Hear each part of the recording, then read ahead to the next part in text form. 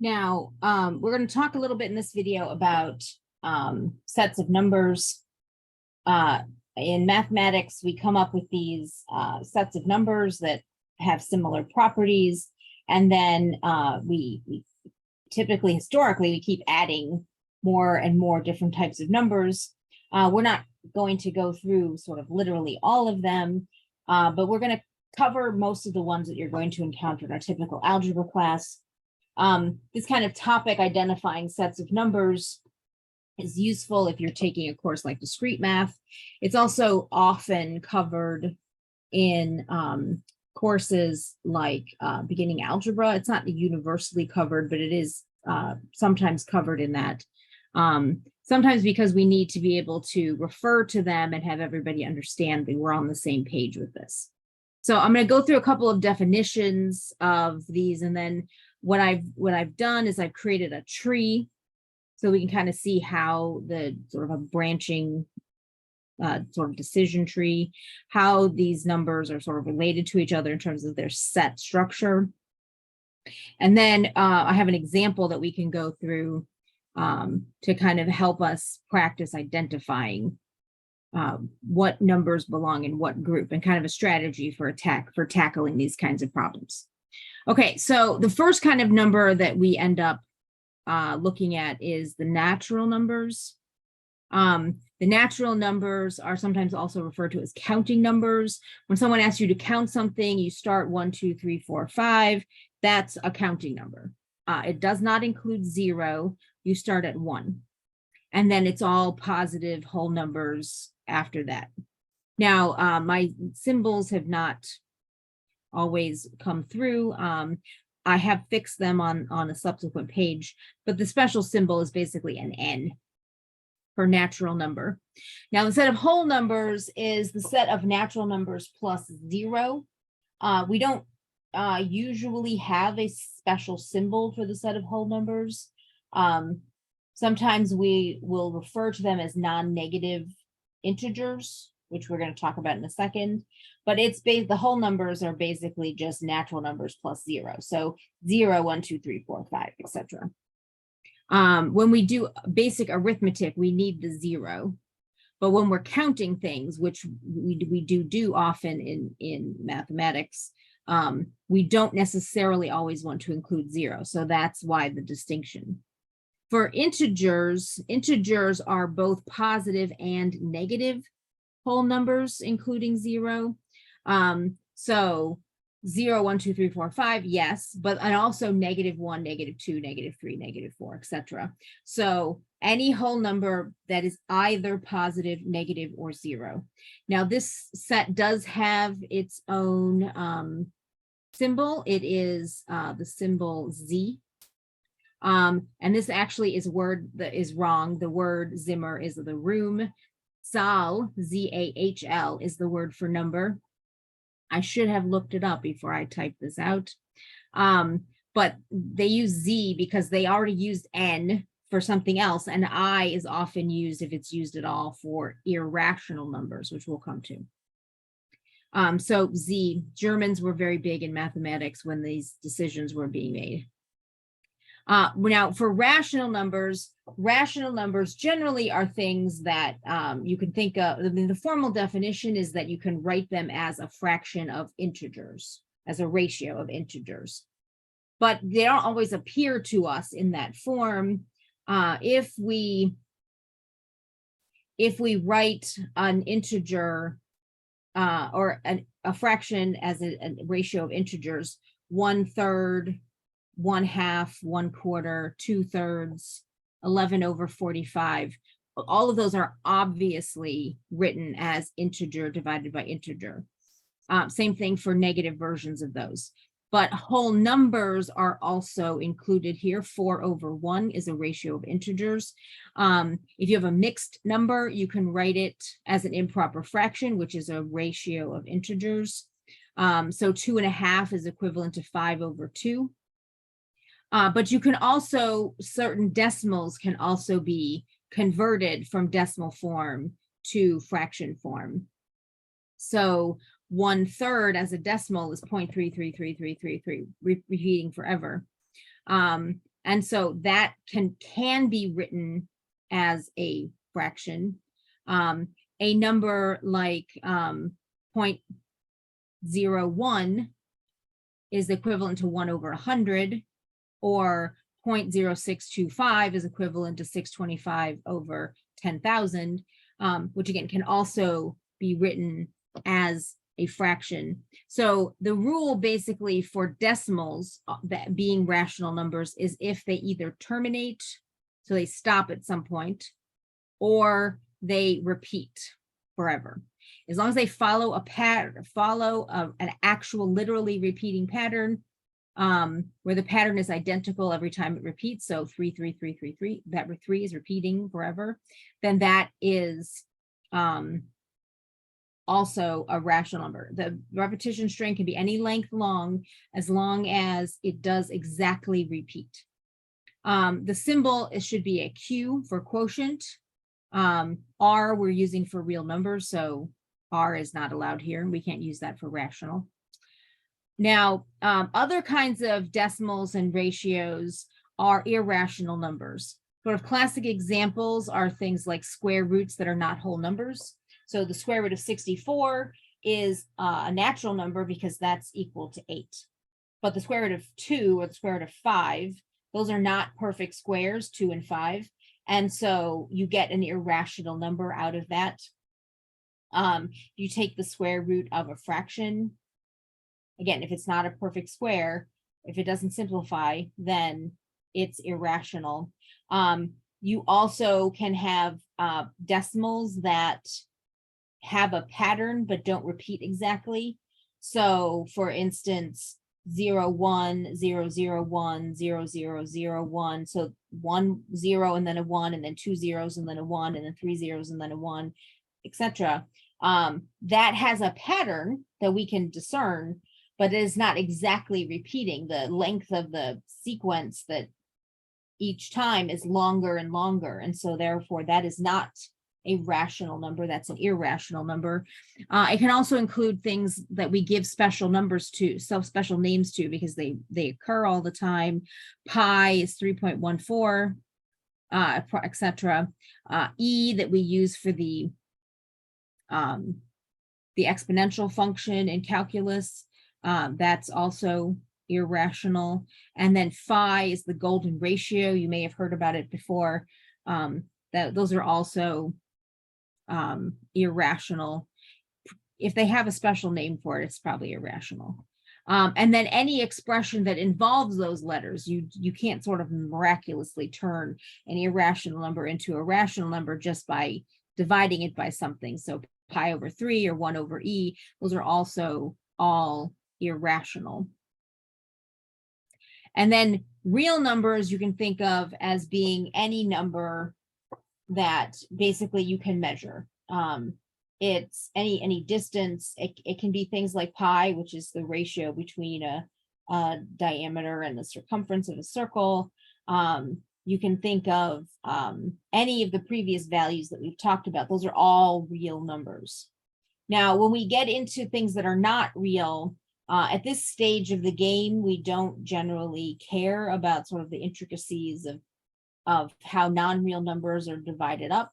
So I'm going to briefly mention these just so that you can identify them as being not real if they appear in a list. And I should also note that the symbol for real numbers is an R. Pure imaginary numbers are numbers basically where you take the square root of a negative number.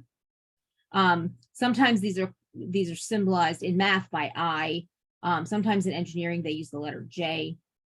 But underneath what we've done is we've defined that I or J to just be the square root of -1. Anytime you see a negative number under a square root, it's not real. Now, you can combine real and imaginary numbers to get complex numbers. These would be expressed typically as the real part plus the imaginary part.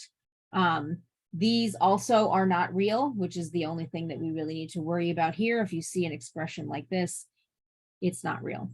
The symbol for this set is a C. Now, there are other sort of numerical expressions, number expressions involving numbers that we also have to keep a watch out for. Anything that's divided by 0 is undefined, so that doesn't actually apply to any of these groups. So they would not be real, and so they would also have to be excluded from our list of real numbers. Now, I've put together a table here, a tree diagram, to kind of help us break these things down. All number expressions is where you could kind of think if we start with any expression involving a number. Division by 0 is kind of its own special class of undefined numbers. And then most other things that you can think of would fall into the complex numbers list. Real numbers are also considered a subset of complex numbers. Now, our purpose, again, when we're looking at classifying things at this level of algebra, is simply to exclude anything that is not real. So we talked about these pure imaginary ones that are just the square root of a negative number, and then the combination of real and complex numbers, real and imaginary numbers, we can set those aside. Anything that involves I or the square root of a negative number also gets excluded from the list of real numbers. Now, when we then break down our real numbers, we break the real numbers down into rational and irrational numbers. So you can look for the irrational numbers, things that have patterns in the decimals, but no repetition, or things that have no pattern at all. So again, pi, there is no pattern to the decimal behavior of pi, and so it gets excluded as an irrational number. Square roots of imperfect squares, so square root of 5, for instance, those are also irrational. Everything else is rational. And then rational numbers break down into things that can't be written as whole numbers that don't reduce, and integers. So again, positive or negative whole numbers. Integers themselves break down into the sort of negative numbers and whole numbers. And then whole numbers break down into 0 and then the counting numbers, natural numbers, 1, 2, 3, 4, 5. Now, this is the structure, the pattern that I'm going to follow when we go through our example. So let's look at an example of a problem that you could be given that looks like this. So one kind of problem that could be given to you is an example where they give you a set of numbers and they ask you to identify which of the numbers in the set counts as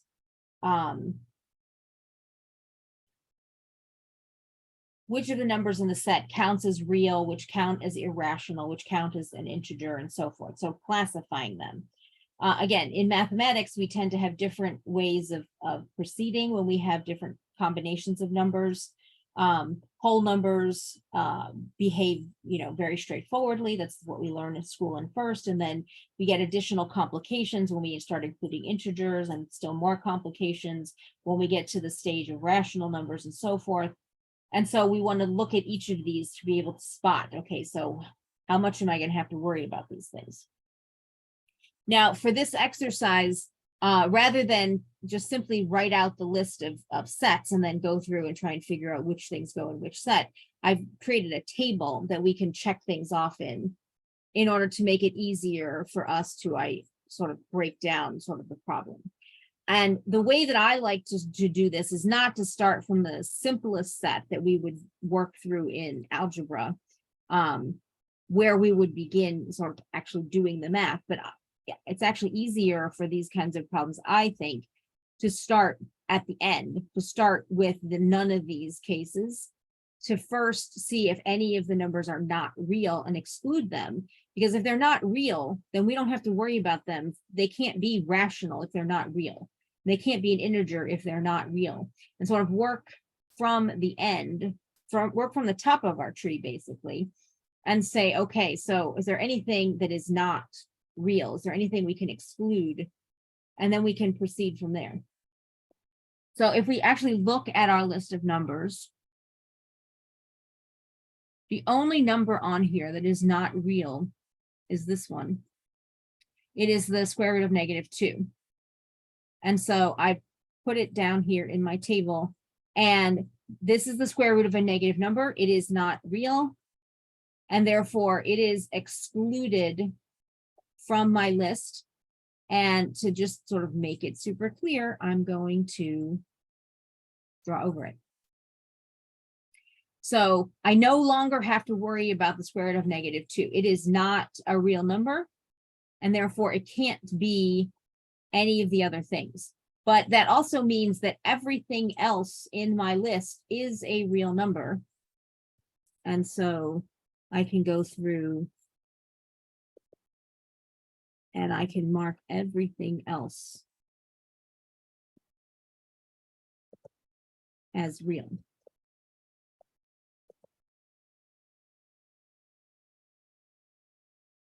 So again, if you're doing a problem like this and they say like, list what are the sets of real numbers, this is a really good strategy, because then you just start with the entire set, you figure out what doesn't belong, and then you would just list out everything else that is still real.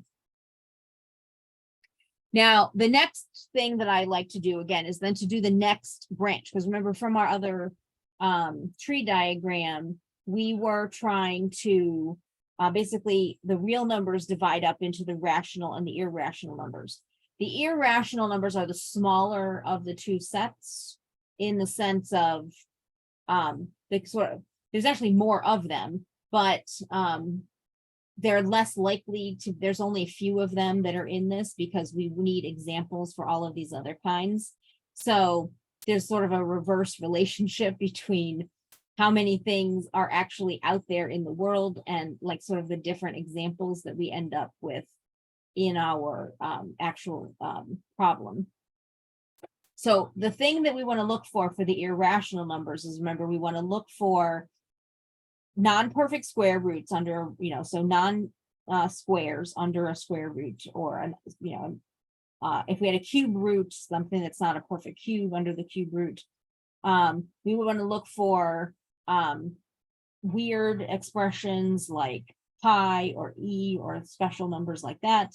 And then we would also want to look for decimals that have patterns but do not repeat exactly. And so if we go through our list, the very first irrational number candidate is the square root of 11. 11 is not a perfect square, and so it is irrational. The next obvious candidate, so we could look at the square root of 64, but 64 is a perfect square. It is 8 times 8. And so this will reduce to 8. And so that is not a candidate for our irrational numbers. The next number, however, is, notice that we have this pattern. Every other character is a 4, but then the ones in between the 4s are 0, and then 1, and then 2, and then 3. And so this is not following an exact pattern. It's not 40404040. It's 404142434445. So if it's continuing to follow that pattern, that's not exactly repeating. And so now what it does after 9 will sort of really determine whether it's irrational or not. But I'm going to assume, based on what information I have, that it's not repeating and therefore is irrational. Again, we don't have to worry about square root of -2 because we already excluded it. Pi over 2 pi is irrational. So any expression that includes pi is in this list. And then also square root of 5 is irrational. And since the square root of 5 is irrational, 1 over the square root of 5 is irrational. The fact that these two are written as ratios doesn't make them rational, because at least one of the components is irrational. Now, having identified those 4 numbers that are irrational, everything else is rational. So that's rational. That's rational. Again, this is a repeating decimal. This bar over the top says repeat. So this repeats as 389, 389, 389, 389, 389 forever. So that's rational. This is a mixed numeral. We could find a common denominator and add the two pieces together, and that would be a rational expression. 38 over 19, if you throw this in your calculator, it's equal to 2. So that is definitely, and even in the current form, it is a ratio of integers, so it's rational. This will simplify to an integer. That is rational. We mark that one as irrational. This is rational. This is definitely a ratio of integers. Also rational. Remember, we can write all whole numbers as fractions of the number over 1. Okay, so now that we have the rational numbers and the irrational numbers split up, now everything that is an integer is also rational. So what we're basically trying to do here is we're trying to, again, exclude things that are not integers by getting rid of anything that can only be written as a fraction or a decimal. So 1/2 is not an integer because that is written as 0.5. That is not a whole number. The fact that it's positive or negative doesn't matter, but it is not an integer. 5 is an integer. -3 is an integer. For integers, the sign doesn't matter. The fact that it's a whole number, either positive or negative, is what matters. 0 is a whole number. Again, anything we've already excluded over here, we don't have to worry about. Now, negative absolute value of -4. Again, sometimes you will get sort of straightforward questions, and sometimes the problems will involve having to do some simplifying. In this case, the absolute value of -4, if I ignore this first negative, is just 4, but that gives me -4 as the equivalent. So that is a whole number, and that is an integer. 2 is an integer, again, because it simplifies. This is not an integer because 4 2/3 cannot be written as a whole number. Not an integer. Square root of 64, this is a perfect square. This is an integer. And then everything else we've already excluded. They're either irrational or not real. And so we don't have to continue. Now, again, when we go, again, you can think about this, doing this in your list, excluding things. If you go from the sort of real number down, every list will get shorter. If you start with the natural numbers, then everything will get bigger as you go, and the sets will get larger as you go from left to right on this list until you get to the rational numbers. And then, so the whole numbers, remember, whole numbers are positive plus 0. So 5, yes, -3 is an integer, but it is not a whole number because it's not positive. 0 is a whole number. -4 is negative, so it is an integer, but it is not a whole number because it's not 0 or positive. 2 is a whole number. Oh, I put this X in the wrong box. That X goes there. 8 is a whole number because it's positive. And then the natural numbers are all the whole numbers except I leave out 0. So 5, yes. 2, yes. 8, yes. So again, think about these, and there's a few that are sort of in our common experience. Some of these are meant to test you just because they simplified to a whole number, to a counting number. The whole numbers, again, they're all the natural numbers plus 0. So notice our set got a little bigger. When we get to integers, our set's going to get a little bigger again. This is going to include everything we included before, plus any negative whole numbers, so -3 and -4, for example. The rational numbers will include all of the integers, plus anything that can only be written as a fraction, like a half, like 4 2/3, like our repeating 0.389, and so forth. And then when we go from rational numbers to real numbers, then that will also get bigger again. we will add in the things that are irrational to the rational numbers and get the real numbers. And then again, the only thing that got left out in this example was the square root of -2, because that's the only one that's not real.